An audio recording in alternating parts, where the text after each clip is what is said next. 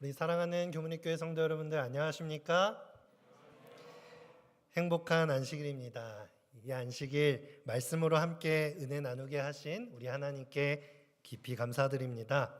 특별히 오늘 우리 교회를 방문해 주신 우리 서울 삼육고등학교 14만 4천 우리 선교단 학생들을 또 진심으로 환영하고 또 이렇게 찬양대 특찬까지 함께 해주신 은혜에 또한 정말 감사드립니다.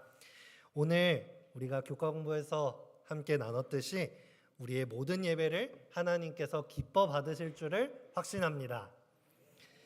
오늘은 우리 함께 Good or God이라는 제목을 가지고 말씀을 나누려고 합니다. 먼저 하나님의 말씀 로마서 12장 2절의 말씀을 보시겠습니다. 로마서 12장 2절의 말씀입니다. 제가 봉독해 올리도록 하겠습니다. 너희는 이 세대를 본받지 말고 오직 마음을 새롭게 함으로 변화를 받아 하나님의 선하시고 기뻐하시고 온전하신 뜻이 무엇인지 분별하도록 하라. 아멘. 요즘 우리가 사는 이 세상은 good, 선한 것이라는 단어와 God, 하나님을 뜻하는 이 단어가 거의 같은 뜻으로 사용되고 있는 시대를 살고 있는 것 같습니다. 여러분 혹시 이 사람이 누군지 아시나요? 네, 유재석 씨죠. 아마 저렇게 어린아이부터 나이 드신 분들까지 대한민국 사람이라면 이 사람을 모르는 분은 없을 것입니다. 참으로 많은 사람들이 좋아하는 국민 MC입니다. 왜 이렇게 이 사람을 좋아하죠? 진행도 참 잘하고 어떤 분야에 어떤 사람이 와도 상대방의 이 입장에 맞춰서 인터뷰를 잘합니다. 사람들이 얼마나 이 사람을 사랑하는지 이런 사진이 있습니다. 집에 전등대신 유재석 씨 사진을 달았어요. 빛이 나니까. 얼마나 사람들이 이 유재석 씨를 사랑하는지 느껴지시죠? 유재석 씨는 이렇게 인기도 많지만 겸손하기까지 합니다. 적게 말하고 많이 들어라. 들을수록 내 편이 많아진다. 이런 명언까지 했다고 하네요.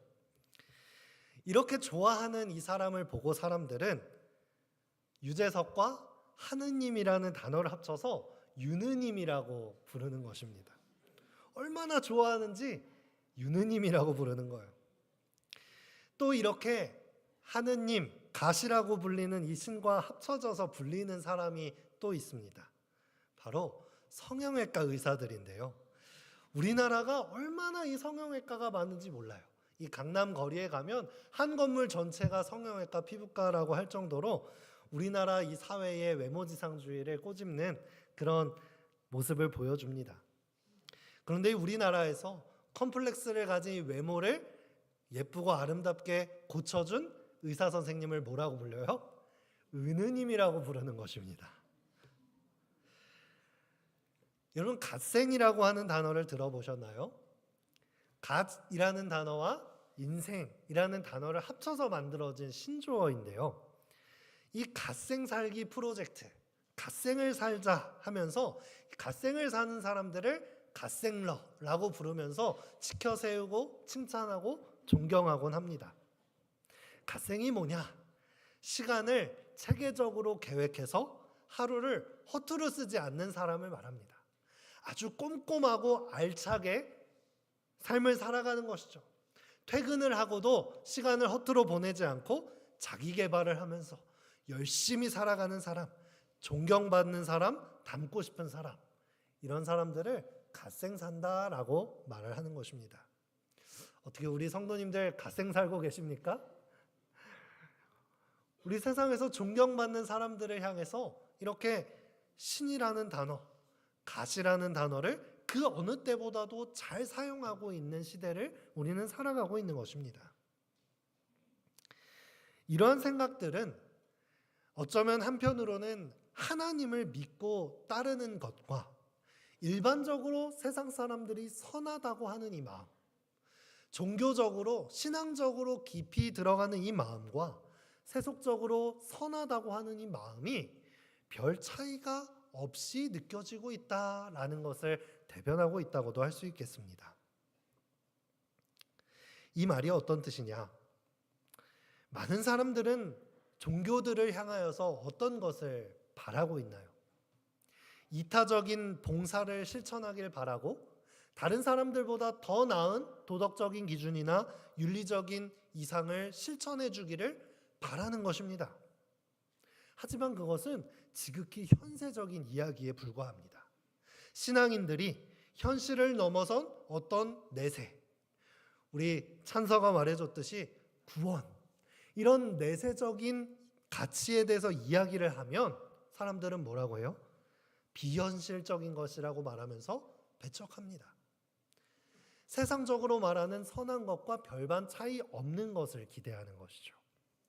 종교를 통해서 이 세상에서의 어떤 평안이나 성공을 기도하기는 하지만 그 이상 더 깊이 종교를 믿으며 신앙하는 것은 현실 감각이 없는 사람으로 치부하는 것입니다.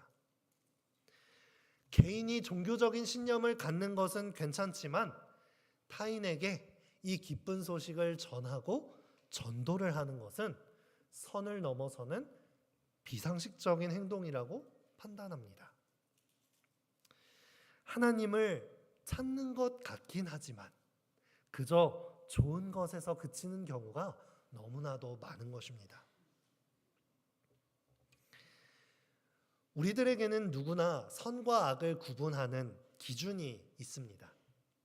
아마 사람들마다 조금씩 다를 것입니다. 우리는 어려서부터 그것을 배웁니다. 아이들이 읽는 동화책을 펼쳐보면 권선징악을 다루고 있죠. 선과 악의 기준을 배우는 것입니다.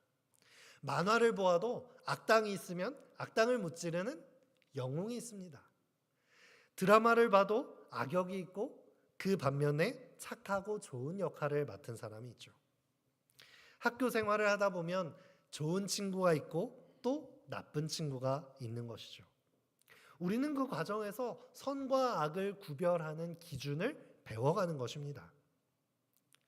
우리는 이 과정들을 통해서 너그러움, 겸손, 정의, 봉사, 이런 것들은 우리의 삶을 아름답게 만드는 선한 것이라는 기준을 배우고 이기심, 오만함, 잔인함, 이런 것들은 악한 가치구나라고 하는 기준을 배우는 것입니다. 여러분, 이 둘을 구분하는 것이 쉬우십니까? 어려우십니까? 어떻게 생각하면 아주 간단해 보이지만 성경은 우리에게 계속해서 촉구합니다. 장성한 자가 되어서 선악을 분별하는 지혜를 가져라. 세상의 것과 하나님의 것을 분별하라 라고 계속해서 우리에게 말씀하고 있는 것을 성경 속에서 발견할 수 있는 것입니다. 왜일까요? 우리가 선한 것과 선하지 않은 것, 하나님께 속한 것과 속하지 않는 것, 그것을 구별하는 것은 생각보다 어려운 일일 수 있다는 것을 우리에게 말하고 있는 것입니다. 우리가 어린 시절에 이건 착한 거고 이건 나쁜 거야 라고 단순하게 말하는 것보다 더 점점 더 복잡해지는 일들이 우리의 인생에 가득해지기 때문입니다. 선과 악, 좋고 나쁨의 경계가 모호해지는 일들이 우리 삶에 쏟아지는 것입니다. 분명히 많은 사람들이 좋다고 여기는 것, 세상에서는 대세이고 좋다고 여기는 것을 따라 나섰는데 그것이 하나님의 뜻이 아닌 경우가 너무나도 많은 것이죠. 성도 여러분, 우리는 매일 매순간을 좋은 것을 선택하면서 살아가고자 마땅히 노력하며 살아갑니다. 매순간을 좋은 것을 선택하기 위해 살아가고 어느 것이 선한 것인지 어느 것이 하나님의 쪽인지 분별할 수 있는 분별력, 그 기준이 우리에게 필요한 것입니다. 우리 함께 성경의 이야기로 들어가 보겠습니다. 예수님께서 부활하시고 하늘로 승천하신 뒤에 예수님을 믿는 사람들이 점점 많아졌습니다. 수많은 사람들이 교회로 몰려오고 예수님을 믿는 사람들이 많아졌어요. 교회가 점점 부흥하니까 제자들은 교회의 업무를 다 감당할 수 없어서 말씀 사역에 집중하기 위하여 전도 유망한 7명의 사람을 뽑아서 최초의 집사로 세우게 되었습니다. 이 처음으로 집사가 되었던 7명의 사람들은 좋은 사람이었을까요? 네, 정말 좋은 사람이었을 것입니다. 성경에서도 당대에 존경받고 성령 충만했던 사람들이라고 평가하고 있습니다. 그런데 반대로 유대인들과 유대인들의 지도자는 그리스도에 대한 복음이 퍼지는 것을 막기 위해서 이 좋은 사람들을 핍박하기 시작했습니다. 좋다, 선하다라고 하는 이 기준이 부딪히게 된 것이죠. 이 부딪힘은 극에 달해서 결국 집사 중에 한 명이었던 스데반이 사울을 필두로 한 이 성난 군중이 던지는 돌에 맞아서 순교하는 끔찍한 사건이 발생합니다. 이처럼 좋음의 기준은 부딪힐 수 있습니다. 모든 사람에게 똑같을 수 없는 것이 바로 선과 악의 기준인 것입니다. 여러분, 이 상황 속에서 어떤 것이 선해 보이시나요? 돌을 들고 사람을 향해서 돌을 던지는 것이 선해 보이십니까? 아니면 복음을 위해 목숨을 내건 스데반의 선택이 선해 보이십니까? 인간적인 상식적으로 보아도 길거리에서 돌을 들고 사람을 죽이는 일이 선하다고 볼 수는 없겠죠. 그런데 여기서 한 가지 아찔한 성경 구절이 등장합니다. 사도행전 8장 1절인데요. 사울이 그의 죽임당함을 마땅히 여기더라. 사울이라는 한 사람은 그 스데반의 죽임을 마땅히 여기는 것입니다. 스데반의 죽음을 슬퍼하고 두려워하는 사람들도 있었지만 오히려 대세는 이 죽음을 마땅히 여기고 옳은 것이라고, 좋은 것이라고 여겼습니다. 여러분, 좋은 것만 따르는 것은 때로는 위험한 일이 될 수도 있습니다. 누군가에게는 생각하기도 싫은 끔찍한 일이 어떠한 기득권에게는 좋은 일로 여겨질 수 있다는 것입니다. 오늘도 우리는 좋은 것을 선택하기 위해서 열심히 노력하며 살아가는데 우리 마음속에 좋은 것에 대한 개념이 확실하게 서 있지 않는다면 그것은 무서운 일이 될 수 있습니다.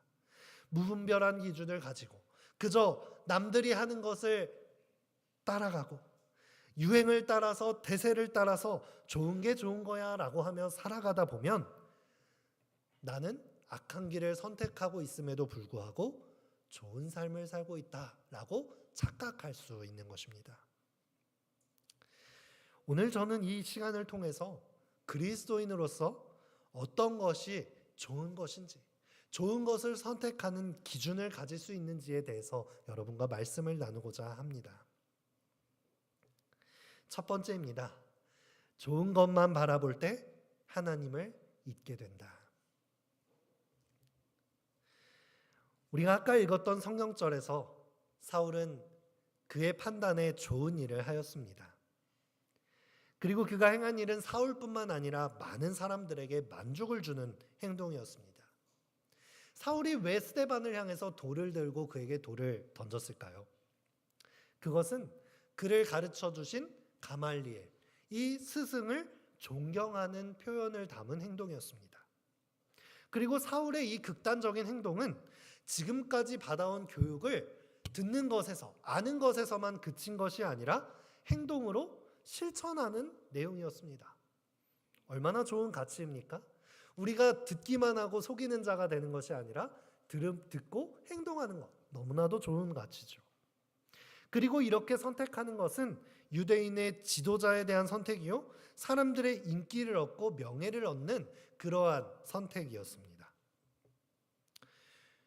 제가 언급드린 이 세 가지 이 기준은 나빠 보이시나요? 아니죠. 정말 좋은 기준입니다.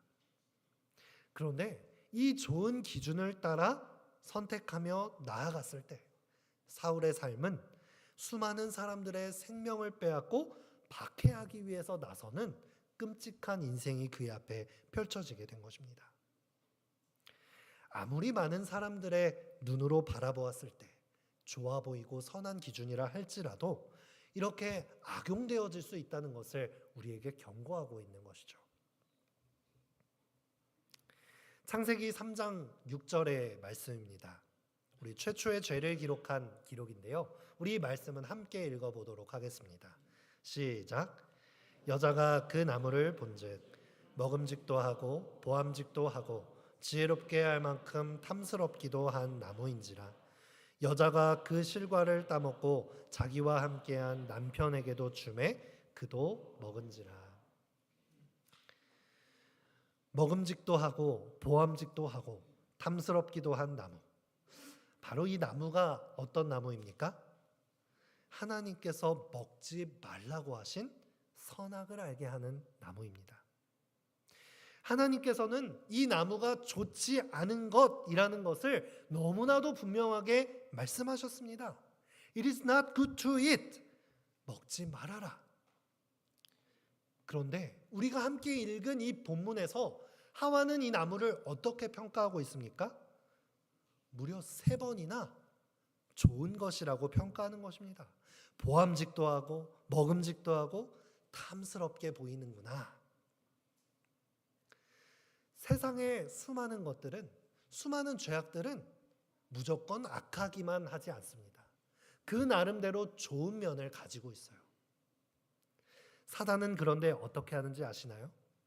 사단은 하나님께서 분명히 악하다고 한 것을 우리가 좋게 여기게끔 포장하여서 우리에게 제시합니다.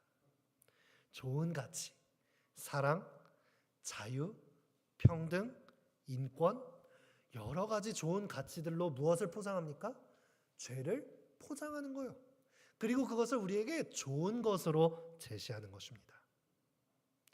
그것을 받아들인 사람들은 좋고 나쁨의 기준이 허물어지고 무너지게 되는 것입니다.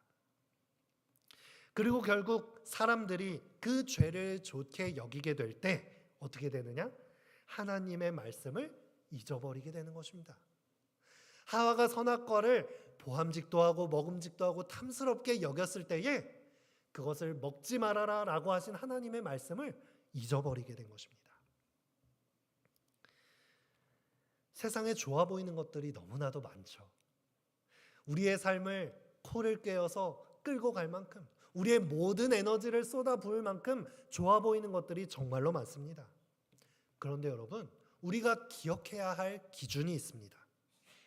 우리가 좋은 것을 선택하려 할 때에 하나님께 속하지 않은 선이 있다는 것을 기억하셔야 합니다.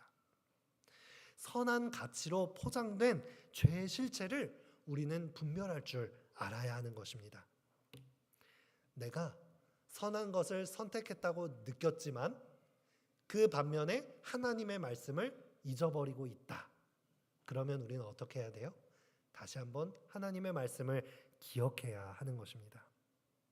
그저 좋은 것만 쫓다가 창조주 하나님을 잊어버리게 하는 것이 사단의 미혹의 계략이라는 것을 꼭 이 시간 기억하셨으면 좋겠습니다.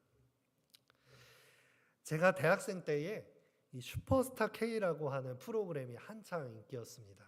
혹시 보신 분들도 계신가요? 요즘 많이 하는 이 오디션 프로그램의 이 선두주자라고 할 수 있는데요.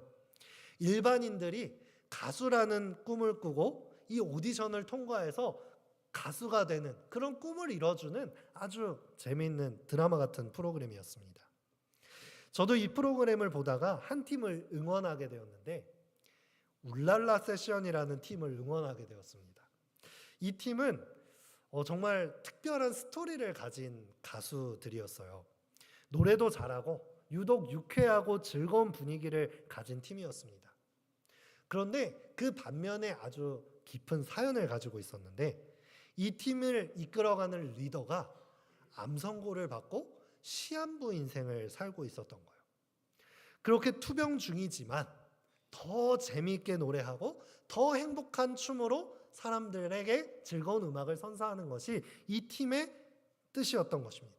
그리고 자기가 이제 병에 걸려 죽을지라도 우리 팀원이 1등을 해서 진짜 유명한 가수가 되는 것, 그것이 이 팀의 스토리였습니다. 어떻습니까? 좀 응원하고 싶은 마음이 생기시죠? 저도 이 팀에게 홀딱 매료가 돼가지고 팬이 되었습니다. 그런데 사실 이 프로그램이 금요일 밤에 하는 프로그램이었거든요. 안식일 저녁이 돼서 하는 프로그램이라서 저는 안식일이 지나고 친구들과 이것을 다운받아 보거나 재방송을 보면서 이렇게 응원을 하곤 했습니다. 그런데 이제 마지막이 우승을 결정해야 하는 순간이 다가왔습니다.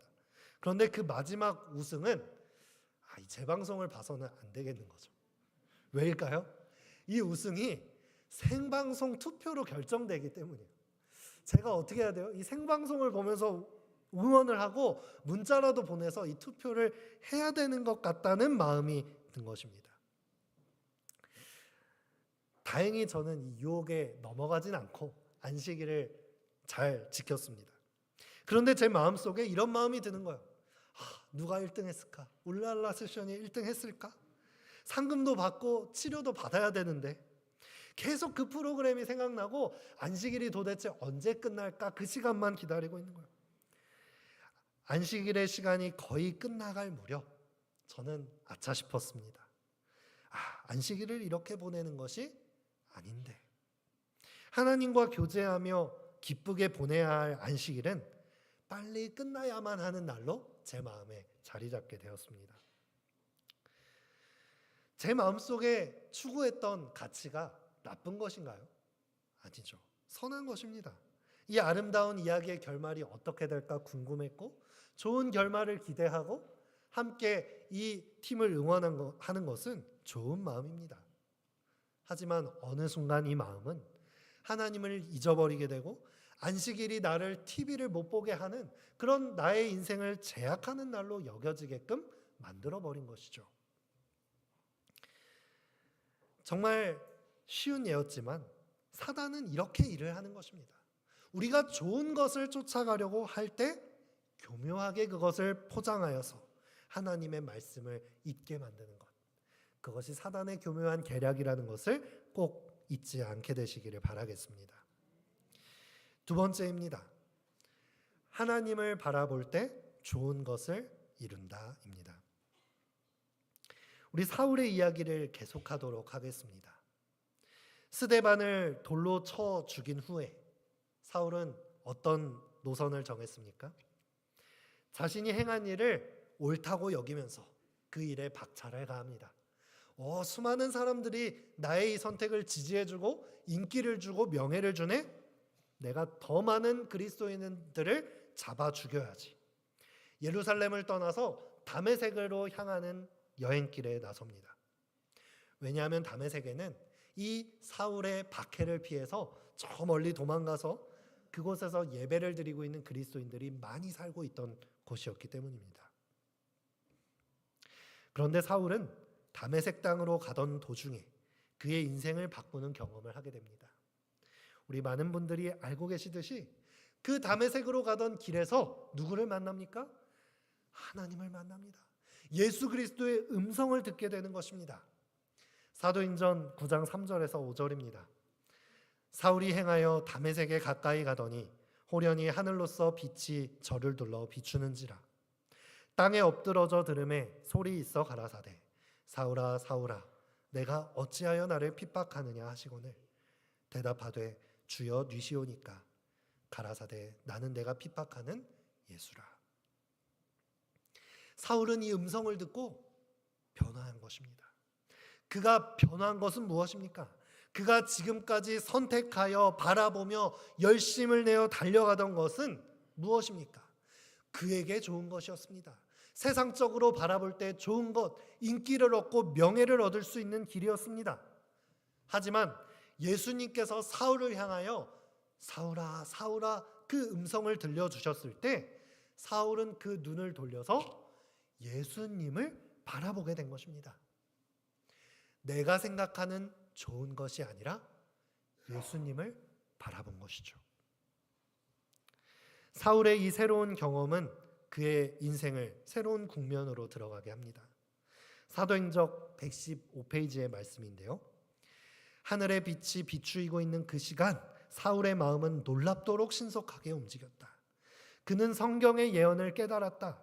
그는 유대인들에 의한 예수의 거절, 그의 십자가의 죽음, 부활, 그리고 승천을 선지자들이 이미 예언하였고 그분이 약속된 메시아임을 증명하였다는 사실을 알았다. 사울이 바뀐 것은 무엇뿐입니까? 그의 선과 악을 구별하는 기준, 자신의 좋고 나쁨을 구별하는 기준을 바꿨을 뿐입니다. 내가 생각하는 기준에서 예수님을 바라보았을 때 사울은 스데반을 순교할 때 그가 취했던 입장을 다시 돌아보게 된 것입니다. 자신이 좋게 여겼던 기준, 세상이 좋게 여겼던 기준, 사람들이 좋게 여겼던 기준, 명예와 인기를 주었던 그것을 다시금 생각하게 하는 것입니다. 내 삶을 더 좋게 해줄 것이라고 했던 이 기준들이 알고 보니 나의 삶을 살인자의 길로, 박해자의 길로 내달리고 있다는 것을 깨닫게 된 것입니다.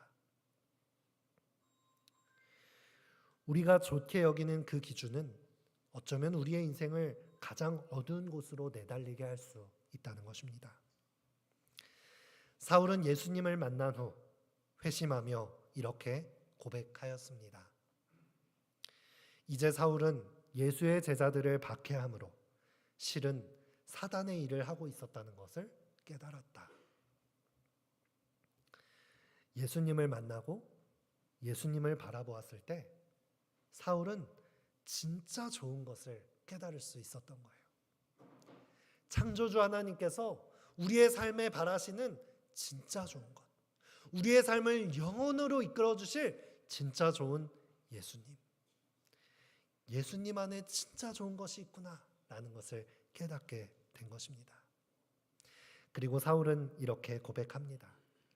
갈라디아서 2장 20절의 말씀인데요. 우리 이 말씀을 함께 읽어보겠습니다. 시작. 그런즉 이제는 내가 산 것이 아니요 오직 내 안에 그리스도께서 사신 것이라. 아멘. 이제 사울은 사도 바울이 되어 자신의 뜻대로 선택하지 않기로 결심한 것입니다. 내가 좋다고 여기는 것, 세상이 좋다고 여기는 것이 아니라 오직 예수 그리스도께서 내 삶을 선택하시고 주관하시게끔 나의 주권을, 삶의 주권을 예수님께 내어드린 것입니다. 사랑하는 성도 여러분, 우리의 삶은 어떻습니까? 우리의 삶은 무엇을 쫓아서 살아가고 있습니까? 내가 보기에 올바른 방법들, 세상이 보기에 올바른 방법들, 그리고 하나님 사이에서 그 저울질하며 인생을 살아가고 계시지는 않으십니까? 하지만 바울은 이제 말하는 것입니다. God is good. 오직 하나님만이 선하시다. 하나님이 선하신 길이고 하나님만이 좋은 것을 주실 수 있다는 것을 고백하는 것입니다. 오직 내 안에 사시는 그리스도만이 옳고 오직 예수님께서만 내 삶을 좋은 곳으로, 행복한 곳으로 인도할 수 있다는 것을 고백하는 것입니다. 오늘 이 시간 이 바울의 고백이 우리의 고백이 되게 하시기를 간절히 바라겠습니다. 우리는 오늘 그리스도인으로서 선의 기준이 모호해지는 이 시대에 진짜 좋은 것을 선택하는 기준을 생각해 보았습니다. 우리는 우리가 보기에 좋은 것을 따라가지만 그것을 어떨 때 따라가면 안 됩니까? 하나님을 잊게 한다면 그것을 되짚어보고 정말 나에게 좋은 것인지 살펴보아야 한다는 것을 보았습니다. 반대로 우리의 눈에는 좋아 보이지 않지만 그것이 하나님의 길이라면 그것은 선한 길이다 라는 것을 배웠습니다. 말씀을 마치면서 한 이야기를 들려드리며 설교를 마무리하려 합니다. 제가 삼육대학에 있을 때 만났던 청년의 이야기입니다. 이 친구는 삼육대학에 와서 신앙을 시작하게 된 청년이었는데요. 학교에 와서 재림교인인 친구를 만나게 되고 말씀을 듣고 또 방학에 제자훈련까지 참여하면서 정말 뜨겁게 하나님을 만났던 청년이었습니다. 그렇게 잘 신앙생활을 해 나가던 중에 어느 방학에 학교 목사님께 전화가 왔습니다. 목사님, 저 이제 교회 안 다녀요. 아니, 저 교회 못 다녀요 라고 말하는 것이었습니다. 함께 즐겁게 신앙을 키워나가던 친구들과 소그룹 리더들, 또 목사님들은 깜짝 놀라서 물어볼 수밖에 없었습니다. 도대체 무슨 일이냐? 이야기를 더 들어보니 이 학생이 울면서 하는 말이, 우리 집안은 사실 너무나도 신실한 불교 집안이어서 제 신앙을 가족들이 반대합니다. 집안에서는 아무리 설득을 해도 저의 신앙을 인정해 줄 수 없고 너무 큰 갈등에 부딪히는 것입니다. 저는 하나님을 만난 이 기쁨이 너무나도 크고 이 진리를 깨달은 기쁨이 너무나도 큰데 가족의 반대 앞에서 괴로워하는 것이죠. 나는 신앙을 하고 싶은데 신앙을 하면 가족이 사라진다고. 어떻게 하면 좋겠냐고 울부짖는 것입니다. 여러분, 이 청년에게 좋은 것은 무엇이겠습니까? 어떻게 선택해야 할까요? 다 함께 모여서 이 청년을 위해 기도해 주었고 함께 기도하며 하나님의 뜻을 구해 보았습니다. 좀 더 단호하게 하나님의 진리를 선택하는 것이 좋은 것일까? 아직 신앙이 없는 가족들을 위해서 조금 더 기다리는 것이 좋은 것일까? 이 선택할 수 없는 딜레마를 두고 끝까지 기도했습니다. 많은 고민이 있었지만 이 청년은 내 눈에 좋은 것이 아니라 하나님의 뜻을 용기 내어 선택했습니다. 하나님을 믿는 길을 선택한 것이었죠. 많은 고난이 있었지만 결국 이 청년을 통해서 그 청년의 가족들까지도 구원받는 놀라운 역사가 일어난 것입니다. 사랑하는 교문입교회 성도 여러분, 우리는 어떤 것을 선택하면서 살아가시겠습니까? 이 성전을 떠나는 순간부터 우리 앞에는 수많은 선택의 순간들이 놓일 것입니다. 어떤 것을 기준으로 선택하시겠습니까? 내 눈에만 좋은 것, 세상이 좋아하는 것, 그 기준이 아니라 오직 하나님의 말씀의 기준, 하나님이 보시기에 선하신 길, 오직 선하신 하나님의 길을 따라 선택하게 되시기를 간절히 바라며 오늘 말씀을 마치겠습니다.